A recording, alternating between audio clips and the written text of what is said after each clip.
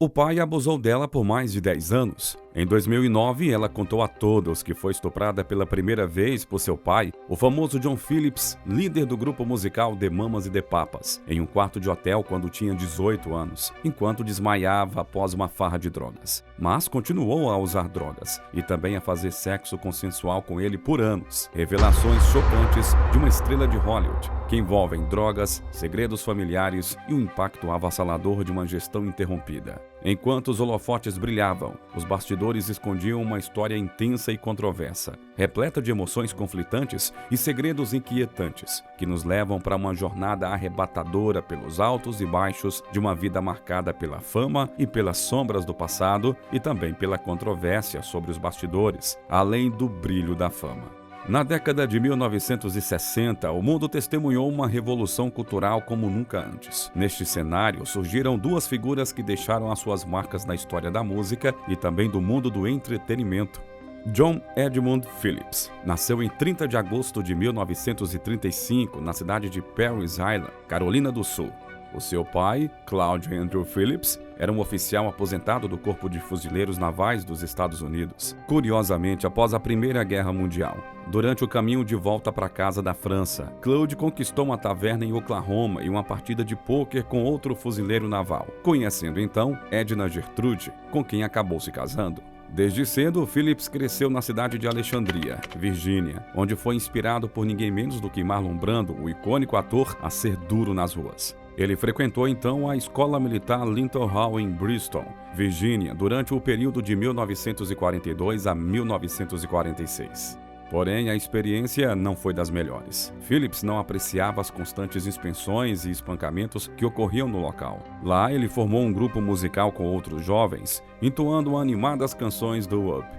Após essa fase, John continuou os seus estudos na George Washington High School, hoje conhecida como George Washington Middle School, também em Alexandria, onde se formou no ano de 1953. Devido ao seu desempenho acadêmico, ele foi nomeado para a Academia Naval dos Estados Unidos, mas, surpreendentemente, acabou renunciando durante o primeiro ano de estudos. Phillips tinha a ambição de alcançar um sucesso na indústria musical, e nos primeiros anos da década de 1960, ele partiu para Nova York em busca de um contrato de gravação. A sua primeira banda, chamada de The Journeymen, era um trio de música folk, composto por ele e também por Scott McKenzie e Dick Wiseman. Juntos, eles obtiveram considerável sucesso, lançando 3 álbuns e também fazendo várias aparições no programa de TV dos anos 1960, intitulado Hootenanny. Todos os 3 álbuns, assim como uma compilação chamada Best of the Journeymen, foram relançados em CD anos depois.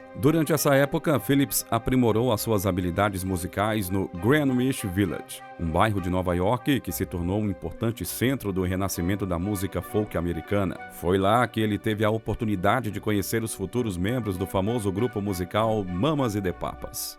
A banda The Mamas e The Papas então foi formada por John Phillips, Michelle Phillips e ainda com Danny Doherty. O seu som era baseado em harmonias vocais arranjadas por John Phillips, o compositor, músico e também líder do grupo, que adaptou o estilo folk à nova tendência musical dos primeiros anos da década de 1960. O último membro a entrar foi Cass Elliot. No entanto, ela teve que superar as preocupações de John Phillips, que achava que a sua voz era muito baixa para os seus arranjos e que a sua obesidade poderia ser um obstáculo para o sucesso da banda, além de que o seu temperamento também não era compatível com o dele. Elliot lutou contra a obesidade durante toda a vida e tinha uma profunda insegurança sobre a sua aparência física. Inicialmente, o grupo considerou se autodenominar de Magic Circle, mas logo optaram por Mamas e The Papas, inspirados pelos Hells Angels, cujas associadas femininas eram chamadas de Mamas. Depois de assinarem contrato com a gravadora Dunhill, o grupo alcançou sucesso com vários hits no top 10 da Billboard, incluindo California Dreamin',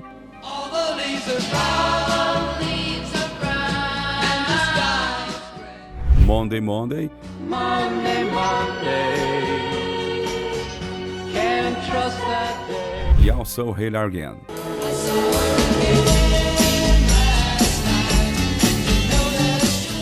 E John desempenhou um papel importante na promoção do Festival Internacional de Música Pop de Monterrey, que foi realizado em 1967. O grupo acabou se separando em 1968, principalmente devido a problemas pessoais entre John Phillips, a sua esposa Michelle, que teve um caso com outro membro da banda, o Danny. Phillips então lançou seu primeiro álbum solo intitulado John, The Wolf King of Los Angeles, em 1970. Apesar de conter o hit menor Mississippi, o álbum não obteve sucesso comercial e conforme a sua dependência em drogas aumentava, ele também começou a se afastar dos holofotes.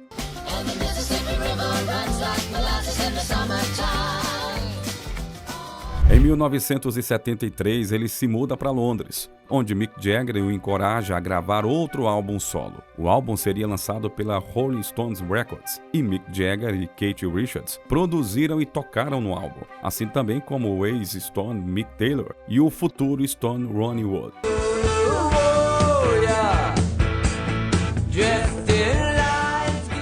No entanto, o projeto foi prejudicado pelo crescente uso de cocaína e heroína por John, que admitiu usar quase a cada 15 minutos durante 2 anos através de injeções. Os seus anos de dependência de drogas resultaram em problemas de saúde que exigiram um transplante de fígado no ano de 1992. Vários meses depois, fotos dele bebendo álcool em um bar em Palm Springs, Califórnia, foram publicadas no National Enquirer. Phillips passou seus últimos anos em Palm Springs, Califórnia, com Farnaz Arrasté, a sua quarta esposa. Em 18 de março de 2001, ele morreu de insuficiência cardíaca em Los Angeles, aos 65 anos, dias após concluir as sessões de gravação de um novo álbum. Bom, mas para a gente entender melhor a história que se desencadeia a seguir, a gente precisa voltar um pouco no tempo. Quando a banda The Mamas e The Papas foi formada, John Phillips era casado com Susan Adams, uma mulher de uma rica família da Virgínia desde 7 de maio de 1957. O casal teve 2 filhos, Jeffrey e Mackenzie. No entanto, o casamento chegou ao fim devido ao envolvimento de John Phillips com a atual companheira de banda, Michelle, que na época tinha 16 anos de idade. Laura Mackenzie Phillips nasceu em 10 de novembro e desde cedo demonstrou um talento musical surpreendente. E quando Mackenzie tinha cerca de 2 anos de idade, os seus pais se separaram. Desde cedo, Mackenzie mostrou seu incrível talento musical. Ela frequentou a Highland Hall Waldorf School em Northridge, Califórnia, onde a sua paixão pela música só crescia. Bom, e após o casamento de John Phillips com Michelle, eles se tornaram conhecidos como astros do rock e decidiram se mudar para Los Angeles. Susan, sua primeira esposa, e as crianças que estavam vivendo na Virgínia na época, acabaram seguindo John para Los Angeles. Mackenzie e o seu irmão passavam os finais de semana com o pai e a madrasta, e era nesses momentos que a vida de festas e excessos parecia tomar conta. Imersos nesse modo de festa, eles eram apresentados a um mundo sombrio e repleto de substâncias perigosas desde muito cedo. A juventude de Mackenzie foi marcada por uma realidade sombria e fora dos padrões convencionais, onde a busca por emoções intensas se tornou uma constante. Essas experiências precoces deixaram uma marca indelével na sua vida, influenciando a sua trajetória e levando-a por caminhos tortuosos e perigosos. A intensidade das festas e o uso de drogas e álcool lançaram Mackenzie em uma espiral descendente, mergulhando-a cada vez mais fundo em um abismo. Outra coisa a respeito do seu pai é que ele sempre colocava o seu próprio prazer antes de qualquer outra coisa, e às vezes isso acabava colocando a segurança das próprias crianças no fim da lista de prioridades. Ele era tudo sobre amor e hedonismo e nunca impunha regras para os filhos. Por isso, Mackenzie era conhecida por sair de casa no meio da noite e pular nua na piscina ou no mar. Tanto que mais tarde, em um dos seus livros, ela conta que a primeira vez que usou cocaína foi aos seus 11 anos de idade. A casa era um verdadeiro caos, onde festas, drogas e álcool eram presenças constantes. Esse ambiente tumultuado e estilo de vida estabeleceu os alicerces para o futuro de Mackenzie. E tudo piorou quando a mãe de Mackenzie, Susan, entrou em um relacionamento tóxico, marcado por constantes agressões e também vício em álcool, o que a levou a perder a guarda dos filhos. Assim, Jeffrey e Mackenzie acabaram indo morar com o pai. Agora, os 2 irmãos se encontravam em um cenário bem diferente. Na casa de John, onde as regras eram praticamente inexistentes e tinham liberdade para fazer o que quisessem. No meio desse mundo sem limites, um exemplo gritante de paternidade era o fato de John assinar várias folhas de papel em branco para que Mackenzie pudesse escrever bilhetes para os seus professores, justificando as suas constantes faltas ou atrasos na escola. A rotina escolar das crianças era frequentemente prejudicada pela vida caótica dos adultos, que, imersos no uso de drogas, muitas vezes se encontravam cansados ou simplesmente desinteressados em cumprir responsabilidades básicas, como levar as crianças para a escola. Quando Mackenzie tinha 12 anos, ela teve uma oportunidade única ao conseguir um papel no filme American Graffiti. O que ela não sabia era que os seus pais a enviaram sozinha para São Francisco. Ao chegar lá, o produtor do filme, Gary Kurtz, ficou surpreso e perguntou: "Onde está o seu responsável?" Mackenzie respondeu: "Eu não sei. Minha mãe apenas comprou a passagem e me colocou no avião." Sem saber o que fazer, Gary e sua esposa tiveram que correr para conseguir a guarda temporária dela para que pudesse ficar com eles durante as filmagens. Essa foi uma descoberta que ela só entenderia muito tempo depois. O American Graffiti estreou e, nessa época, seu pai, John, já estava casado com Genevieve, e eles então decidiram enviar Mackenzie para um internato na Suíça, o que não foi uma surpresa, considerando a sua vida totalmente agitada.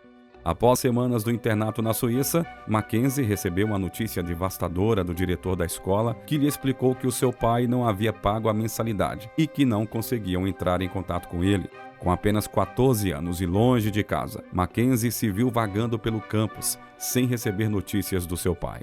Finalmente, depois de algumas semanas de incerteza, John enviou uma passagem de avião para Mackenzie. A viagem foi difícil, com contratempos e desafios pelo caminho. Agora, com 14 anos e sozinha na Europa, onde só falava inglês, Mackenzie enfrentou mais dificuldades. Ao retornar para os Estados Unidos, algo mudou. As pessoas começaram a reconhecê-la e também a abordá-la por conta do filme American Graffiti, e também porque ela havia estado na Suíça. Aos poucos, Mackenzie começou a perceber que estava se tornando famosa, e isso trouxe uma nova reviravolta em sua vida. A partir de então, a moça começou a trabalhar como atriz. Aos 15 anos, ela atuou no seriado Um Dia de Cada Vez. Ela interpretou a adolescente rebelde Julie Cooper. Durante a terceira temporada do programa, em 1977, Mackenzie passou por momentos difíceis, sendo presa por conduta desordeira devido ao abuso de drogas e álcool. O seu vício começou a afetar o seu trabalho, chegando atrasada e até drogada nos ensaios, o que levou os produtores a exigirem que ela fizesse uma pausa de 6 semanas para se recuperar. No entanto, em 1980, ela foi forçada a ser demitida do programa. Após 2 overdoses quase fatais, Mackenzie buscou ajuda e voluntariamente deu entrada no hospital Fairworks para tratamento. Em 1981, recebeu um convite para retornar ao programa, mas infelizmente teve uma recaída e voltou a fazer o uso de cocaína, desmaiando no set do show. A sua recusa em fazer um teste de drogas resultou em sua demissão permanente e o seu personagem foi eliminado da série.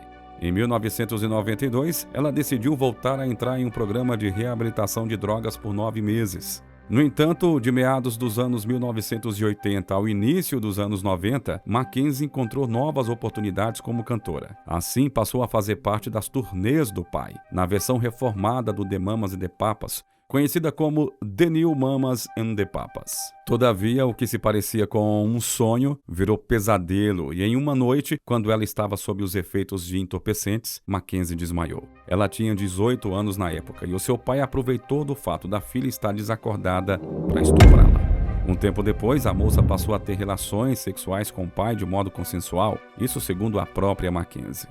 Ela tornou o caso público durante uma participação sua no programa de TV de Oprah Winfrey. Mackenzie contou à apresentadora Oprah que tentou confrontar John sobre o abuso que havia sofrido. "Nós precisamos conversar sobre como você me estuprou", contou ela na ocasião. Em resposta, o pai se fez de desentendido sobre o episódio. "De estuprar? Você não quer dizer nós fizemos amor?", afirmou John.